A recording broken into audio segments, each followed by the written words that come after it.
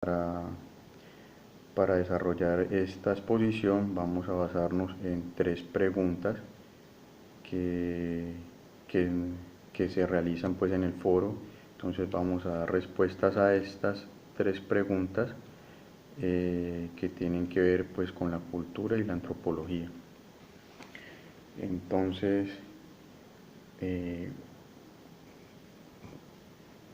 pues, para darle pues apertura a la exposición, vamos a preguntarnos cuál es el significado que se le otorga a la cultura en la antropología y eh, cómo se han transformado el concepto cultura según los enfoques teóricos de la antropología. Entonces, pues, ¿cuál es el significado de la antropología? O sea, la antropología en sí es un aprendizaje que nace de la propia sociedad. ¿Esto qué quiere decir? Que, o sea, que nace del seno de la propia sociedad. Entonces, o sea, de este concepto se deducen pues dos grupos, donde nace el grupo materialista y el mentalista. ¿En qué consisten estos dos grupos? El materialista es el que se enfoca en el comportamiento observado y los objetos materiales que facilitaron la adaptación de un grupo en un entorno social.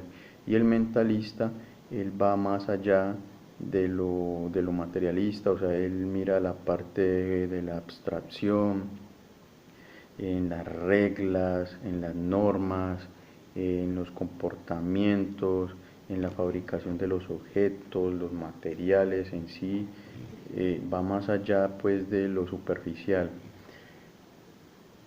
Entonces,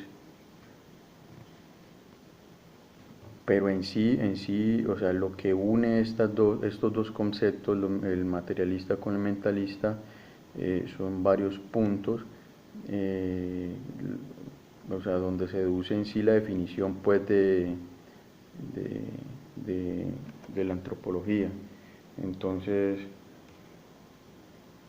o sea, se dice pues que uno de los puntos pues que hacen referencia en estos dos grupos es en la parte del comportamiento.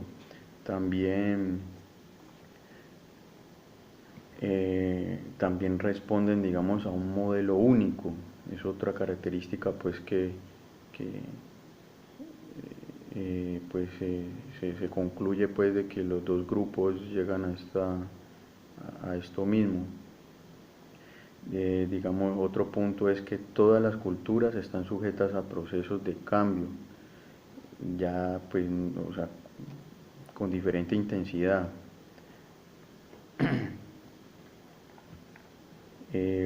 Otro punto de este concepto es que las culturas responden, digamos, a símbolos determinados y se comunican, o sea, que por medio de estos símbolos pues se comunican, se establecen relaciones. Otro punto es que la vida social se desarrolla dentro de un grupo, eh, que dentro de cada cultura existe un margen de permisibilidad en el comportamiento de los individuos. O sea, esto significa que las reglas son completamente rígidas.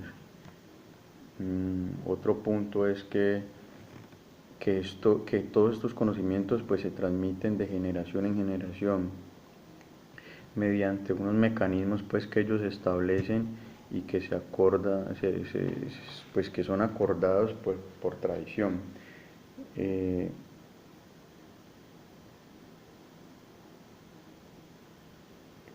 ¿Cómo se ha, otra pregunta de las de las que hacen parte pues de estas posiciones, la definición o los conceptos del relativismo cultural y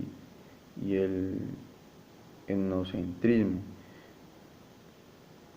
Entonces, para dar respuesta a qué es relativismo cultural,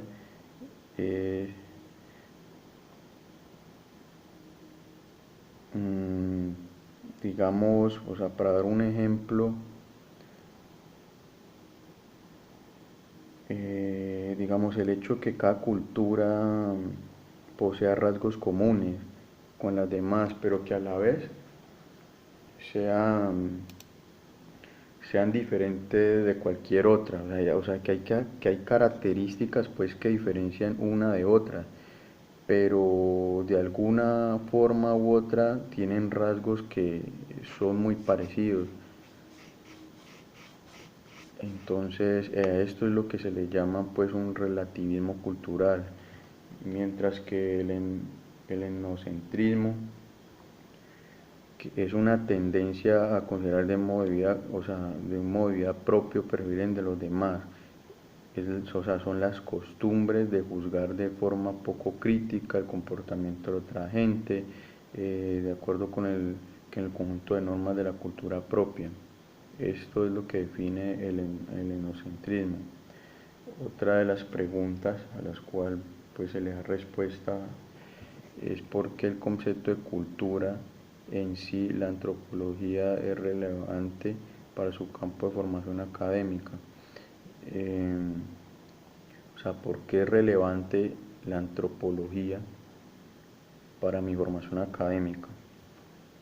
Para dar respuesta, eh, o sea, no solamente para mi formación, sino también para cualquier ingeniero, cualquier profesional, es muy importante, ya que, o sea, el conocer de esto en nuestro campo laboral nos permite anticiparnos a